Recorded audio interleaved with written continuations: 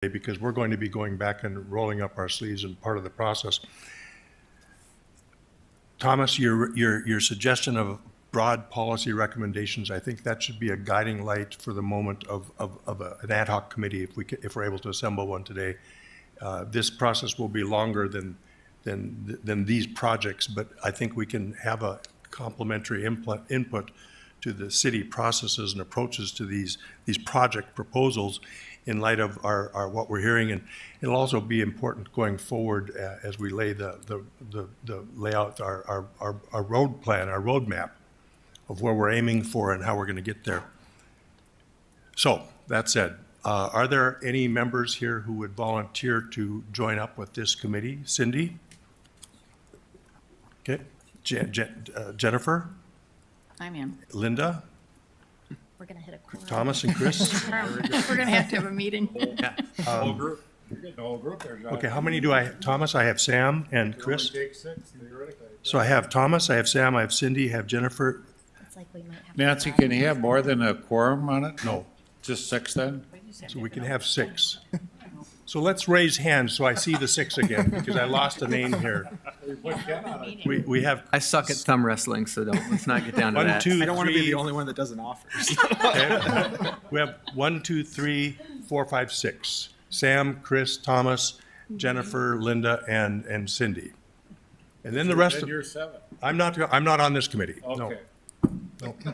This is just a working ad hoc committee that I'll sign. Could I, for the sake of it, entertain a motion to approve the mayor, approve the chair, appointing these 6 members to an ad hoc committee? Move to approve. Move. Second. Is there second, any other discussion? minus 43 seconds. Do I remember, our note takers have it down who the 6 members are? Okay, all those in favor say aye. Aye. Opposed, nay? This is a really valuable discussion today. I think we can keep applying these approaches going forward, but we're catching up at the moment present with a process that's in place. But there's a terrific value here to hear from all of you as we input. Thomas? I know we have about 3 seconds, but I just want to make sure to thank all the developers, both abroad and here, that have put an awful lot of time and effort into these proposals and thoughts. It's not lost on us, and it's not to make your lives more difficult. So I sincerely thank everyone who has reached out and also presented today virtually in person. Thank you, Thomas. You know, we're really not like the rest of the world. Part of Fargo and our community's challenges are dealing with growth and opportunities that are coming our way. So it's a great place to be when that's where we're aiming.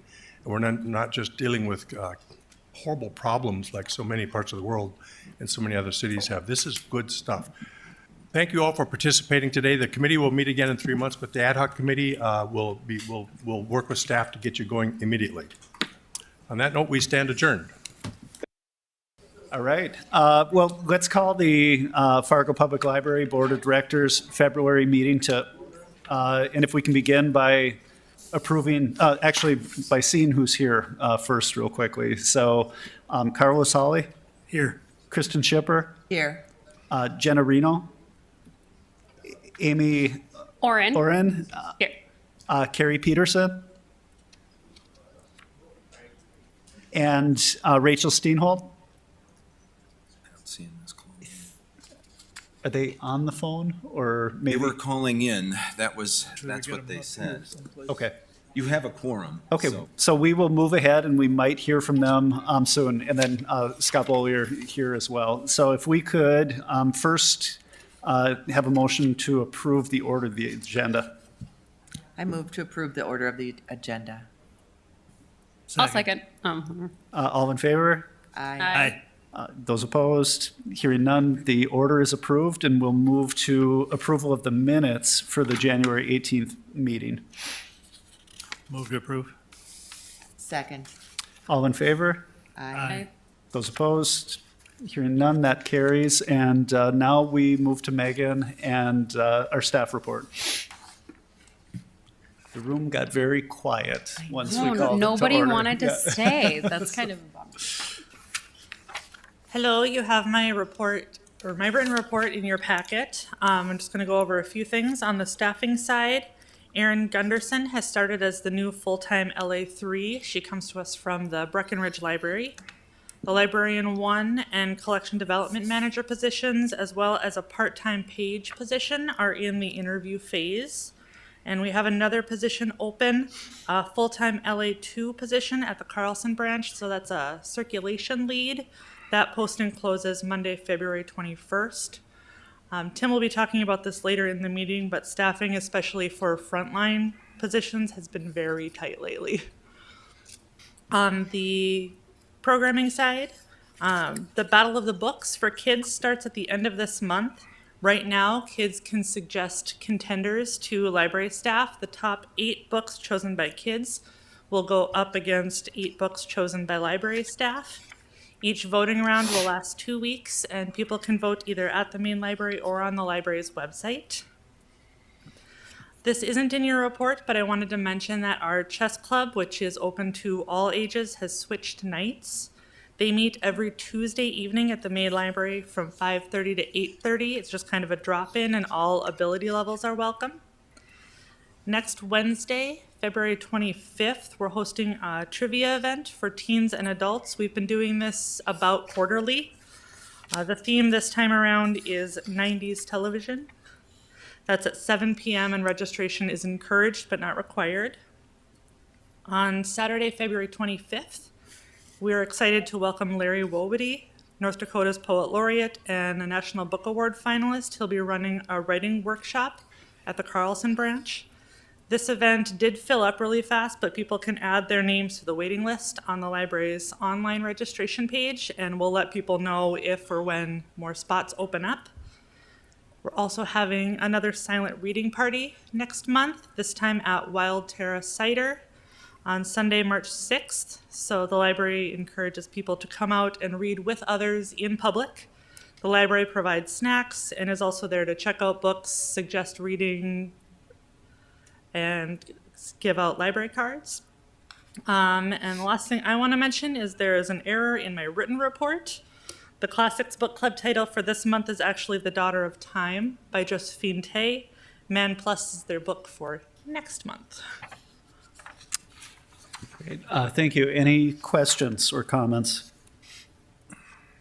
Is the Wild Terra program new? It sounds great. So they've been doing silent reading parties. It took a break during COVID, and this is their second one coming back. And they tend to do those about quarterly as well, and it's meet up at a place outside the library, just kind of gather together, reading in public, and then you can kind of talk about what you're reading if you want to afterwards, but otherwise it's just kind of a gathering time. I went to one at Drecker. Okay, before. Yeah, fun. it's just, I mean, it's kind of fun just to Yeah. like, be around other people, but yeah, Probably. I appreciate the snacks.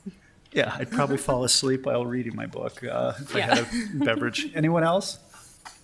Okay, thank you, Megan. Hey, Scott. Hey. This is this is Rachel Steenholt. I joined the meeting. I was having trouble with my PIN code, but for whatever reason, it worked on on the 5th attempt. So I am present for the meeting. So just for the record, and I'm listening via phone. Okay, thank you. Moving along to the director's report. Yeah, in terms of a COVID update, we have 2 staff currently impacted. Other than that, there's any additional measures currently per the city. In terms of my report in the packet, you can see it there. Had the first facilities master planning steering committee meeting. The RFP will be going out soon. In that regard, met the new facilities manager. It's good to have that position filled on the city side. If anyone has any questions with the report as in the packet. Any questions? So hearing none, we have no unfinished business. And Tim, if you want to walk us through the new business. Yeah. Number 6A, adjustment to Sunday hours, and you have it there in the packet. And it's, as Megan mentioned, the struggles that we're having really coming out of the COVID after action report, looking at some of the challenges there in terms of staffing. With that, we met, the admin team and myself met several times with the head of Human Resources and another person from Human Resources to work through staffing analysis, to kind of see where we are as an organization based on what the hours we got to cover and the programming and everything that we got going on. Per that analysis, we discovered we're at a deficit of 4 full-time equivalent positions, which is significant. Also, one of the dynamics that we're experiencing, when our positions are opening, we have people applying, which is good. The one change that we've experienced kind of post-COVID and kind of in this current environment, the number of open positions, locally in the city and what have you, is the amount of flexibility that we had with part-time folks to work a few extra hours and cover this and have that kind of pool of flexibility because they're part-time, that's essentially dried up.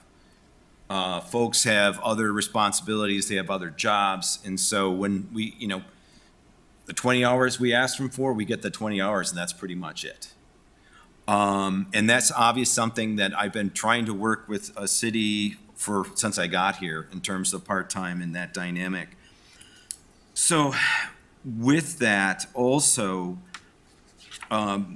especially in the frontline folks, when you have people that have sick time, and if they're sick, we want them to take sick time.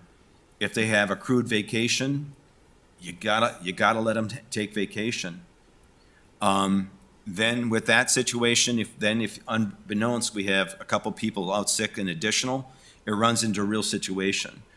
We have minimal staffing, we've identified that by location. Northport, no less than 2 people. You gotta have 2 people there. Maine, you gotta have at least 5. And Carlson's around 4.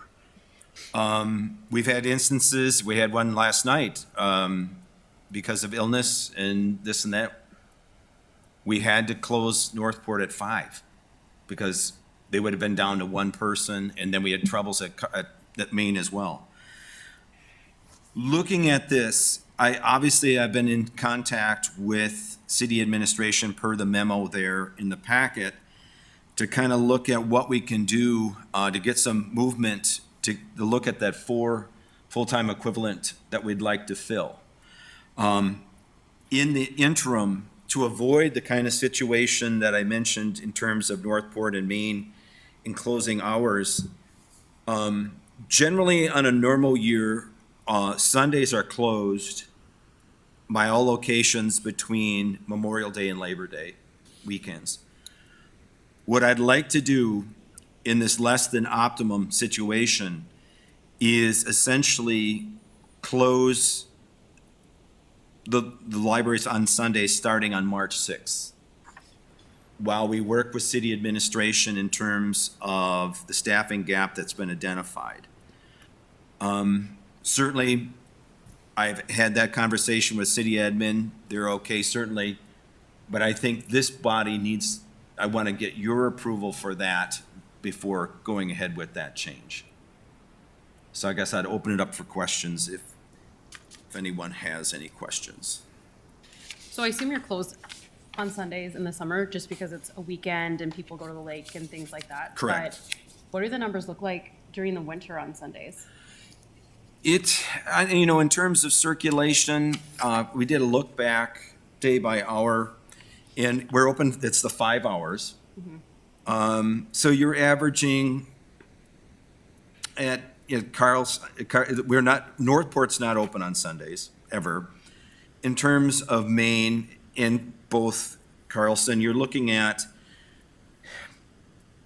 kind of starting at 1 o'clock, maybe around 830 checkouts, something like that. At Maine, 967 at 2, a little over 1,000 at 3 p.m., a little bit more at 4, and then it dwindles down to less than 800 at 5. Same kind of dynamic, not as much in Carlson. I do realize that, it might be for some folks, that's when they're able to go to the library, unfortunately. Certainly, what we looked at in terms of Sunday is that the impact by those hours, fitting those into the rest of the week, the Saturdays, the evenings, the days, the double shifts, it has more of an impact. We looked at, lesser hours on a single day, but that really didn't have the impact in terms of overall schedules across the locations, the different desks, the different service points. And again, especially with the Sunday hours, with the staffing levels, as I mentioned, the fewer staff, that means the more weekends they have to work. And then you get in a dynamic because, especially for full-time folks, the Sunday hours is only 5 hours. And if they're going to work the 8 hours, then they have to make up the 3 hours somewhere. So what that turns into for some folks is like 10 days in a row,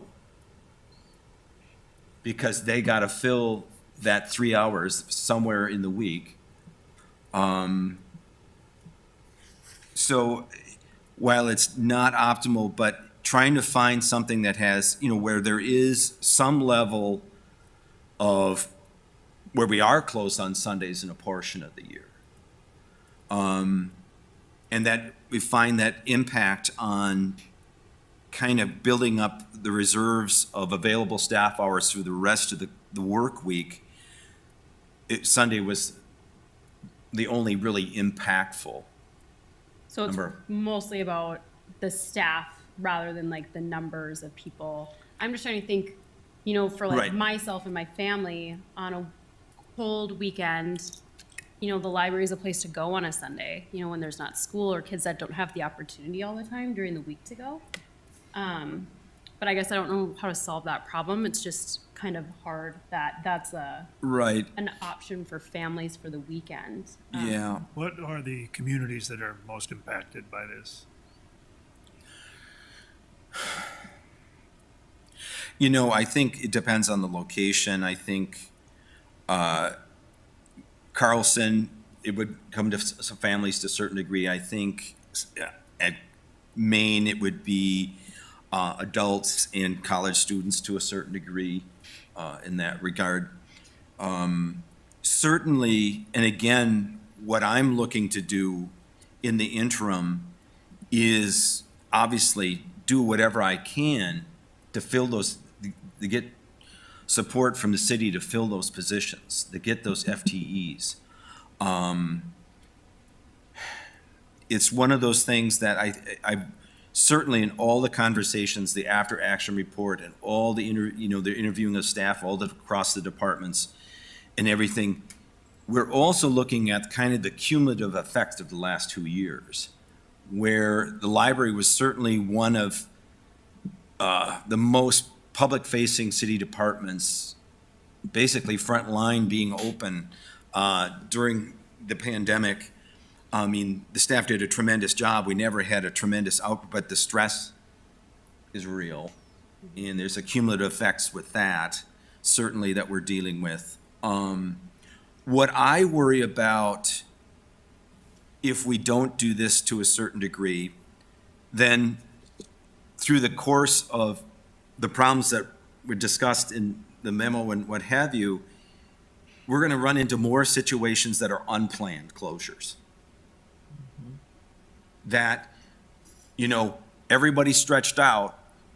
And so if X, Y, and Z, we have the vacations, we have the sick time, we have all the things that are going on, and then still trying to do programming and all those things, maintain all service hours, then we run into the situation like we had yesterday. I worry that unplanned closures are equally, if not more, disruptive. That there's people be going down there thinking, hey, it's going to be open. No one's ever, you can send emails out, you can send press releases, but it's a one-off, and all of a sudden, things become real unpredictable. Right. And with this, the idea is, again, to try and find the greatest number of impacts for resilience for staff hours through the rest of the weekly schedule in a planned way, not optimal, mind you. And I do acknowledge that there is a level of impact by doing this. Again, though, I think having, like I said, unplanned closures is impactful, if not more impactful. Well, this is not a new situation for our whole entire community. I mean, restaurants and different stores and everything else. So by having to cut hours, people may be disappointed, but they wouldn't necessarily be surprised. And we have a solution. We've identified the solution ahead of time. And, you know, there's the difference. And I think, obviously, I'm meeting with, having the real first hard conversations with city admin tomorrow in conjunction with HR. But we know what the solution is. And that's the 4 FTEs. Or movement, or, you know, some kind of movement in terms of that number to help us. So talk about that, Tim. Temporary changes can become permanent. You know, they find that actually it's working fine to have this break from Sunday hours and it continues into the fall or something. What can we do on the 4 FTE piece to help? Is there anything?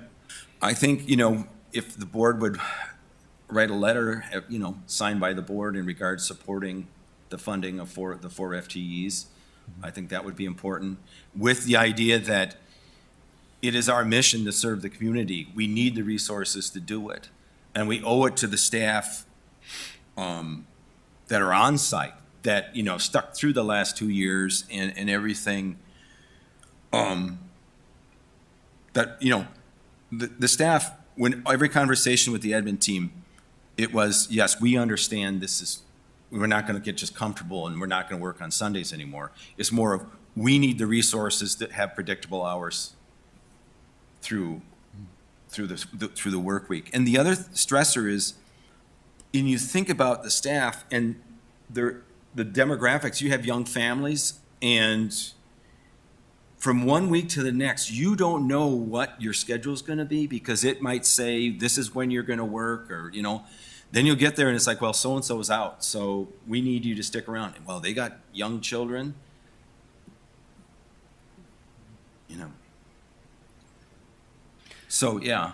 So today you need a motion. I mean, Correct. a letter might help in the future. Today you just need a motion to. Correct. What are we moving to support you to approve this policy change? It would be, per the sheets, approve the closing of additional, actually, it turns out to be 11 Sundays, because I forgot about Easter Sunday, starting on March 6th through the standard summer schedule till September 4, 2022. Any other discussions?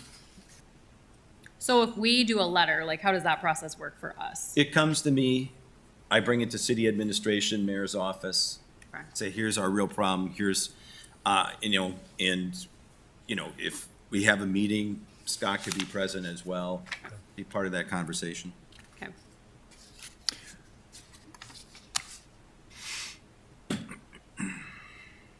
Well, I'll make a motion to approve the closing of an additional 11 Sundays, starting on March 6th through the standard summer schedule, September 4th. I'll second. Any more discussion? Okay, all those in favor? Aye. Aye. Those opposed? Okay, hearing none, the motion carries. If you were to have a letter, we could all sign it at the next meeting. Sure. Yeah. Okay. Who is going to write it? Well, I think it should come from the president, Wonderful. unless you want a ghostwriter. I'm on it, yep. But yeah, I would agree. I don't want it to become like something where they think we don't need Sundays at all. Right. That is like my And that's biggest. a No. concern. No, I don't Right. feel that way at all. Okay. Let's see, so moving along, we've got a couple of policy items that we're revisiting. So Tim, if you want to. Yeah, Through these. in discussions with the city attorney's office, that it popped up in terms of trespass. We had as an individual that had been indefinitely trespassed, and there was some discussion at a hearing, and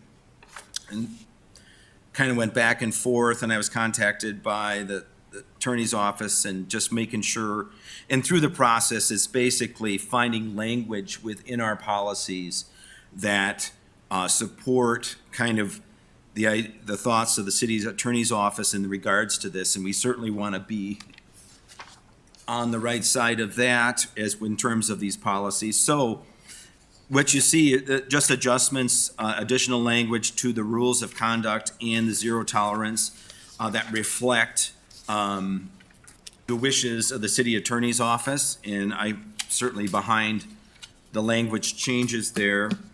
It's all in red, so basically tightening up the language as designed, as desired. And we'll take these separately, but it looks like the same thing going on in the second Correct. one. Okay. So any discussion of the rules of conduct change? So this is an action item. We need a motion to approve the changes. I'll motion to approve. Second. All of those in favor? Aye. Aye. Aye. Hearing no one opposed, that carries. And then do you want to say anything more about the alcohol one, or? It's the same idea that, you know, the language changed to indefinite trespass and that there's an appeal process per the director. Okay. Any discussion? How often has this happened?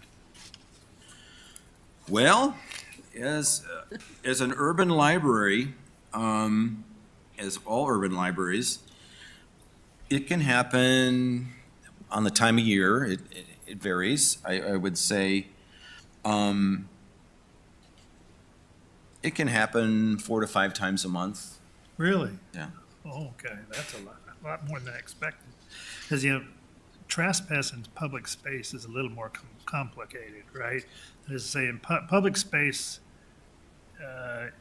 they have to commit some, as what's described here. They have to commit Right, some. and I think this is what this policy came from back in when it was. In private property, you can just be asked to leave, and they have to, after that, it's trespassing. But in public space, there has to be a crime committed, or a, We see it as like, okay, you came in, you're under the influence, you're consuming on site, you're threatening staff.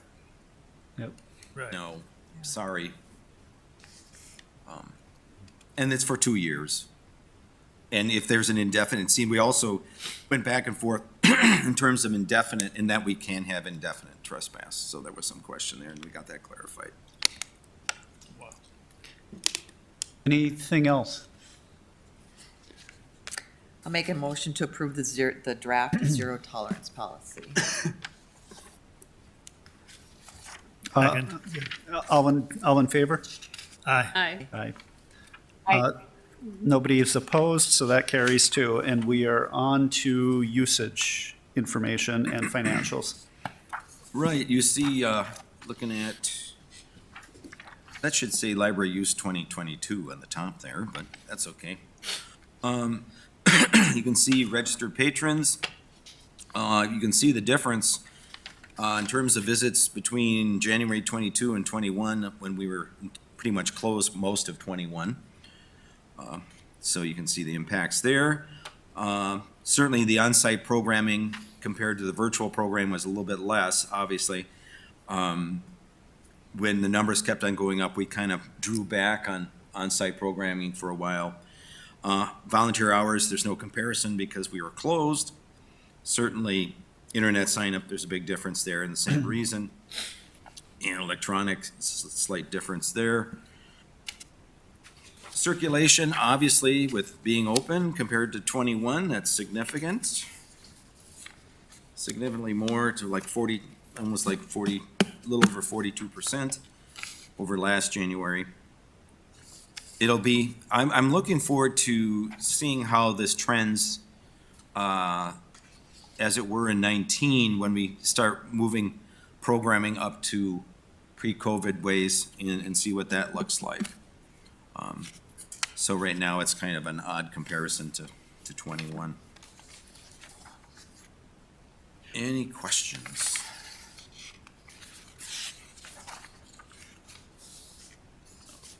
So financials, Sure, in terms of the donation summary for January, see there a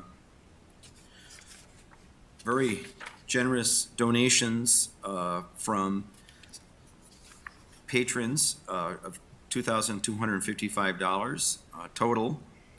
That was very, very nice. For the unrestricted, for the restricted, all from the Friends, $150 for the Seed Library, $1,530 for Book Page, $1,000 for Crafternoons, $2,500 for staff development. So thank you, Friends, for they're very generous. On the expenditure side, you can see basically the same for those same things. Crafternoons, $307, and the Seed Library, $32. Then the expenditures for the Book Page, Rotary donation, books, and outreach donation, and then the $60 for staff development. Way to go. And again, that's for the Friends. Thank you. In terms of operating, just through January, you can see that, pretty straightforward. I do want to show you kind of the final numbers for 21. You can see that after we look at revenue through January, you could see a little over $1,100, but out of a budget of just under $5 million, all what was left was $27,484. So, good job, Betsy.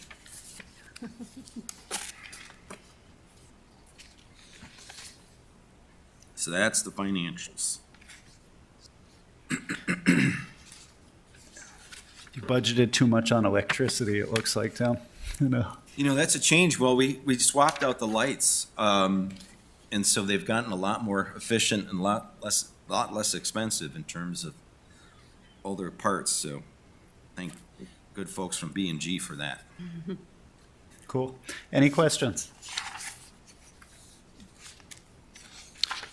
So hearing none, is there any Friends of the Library update? No. Just thank you to the Friends. Yep, okay. So we have time for public comment. Please.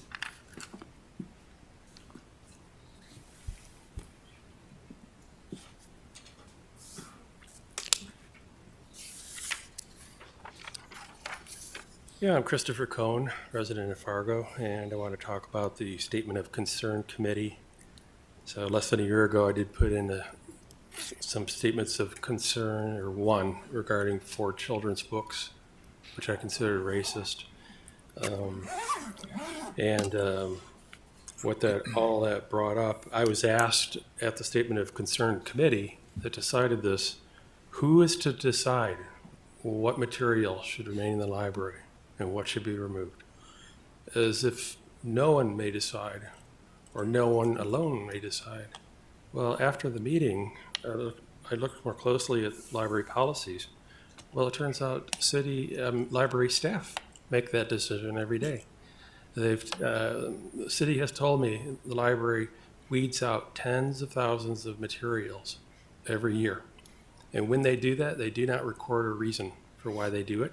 There's no way for us to know why they're removing what. So this Statement of Concern Committee is when a resident wants something removed. I suspect that the Statement of Concern Committee has never agreed with a resident. The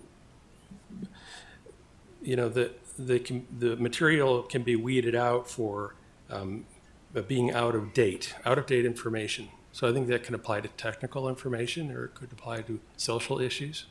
If you have overt racist books, it has to be, I think it should be considered for removal. Now, there might be a lot of people interested in borrowing the book, and then you would want to keep it. But if there's low circulation, that would be a good candidate for removal. And I also think there should be an appeal process in this.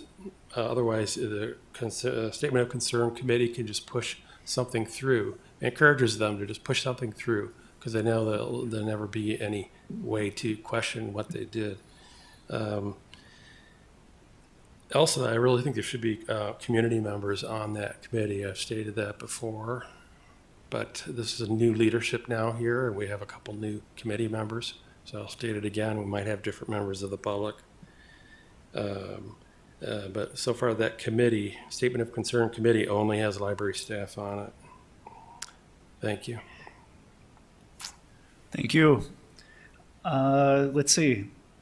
I don't see any other public comment. Anyone else wanting to make public comment? So it looks like our next meeting is March 15th. Tim, this letter is a month too late? Like, when do No, you- I don't think so. Okay. I think that'd be adequate. Okay, all right. So it's on my to-do list, and we are adjourned. Okay, thank you.